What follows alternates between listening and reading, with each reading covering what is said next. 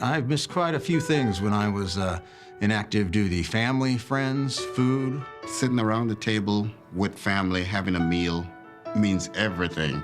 Things I miss most about home was my family, my friends, and my mother's cooking. One of the things I miss most from home was my mom's meatloaf. My grandma's gumbo. Spaghetti and meatballs that my mother cooked. My grandmother's chicken and dumpling soup. She just had that special touch. Biggest thing I missed was having fried chicken and fried potatoes and onions. Man, if I just had some big ice and a BK Diet Coke, I would be awesome. When I was out to sea, I missed sweet tea.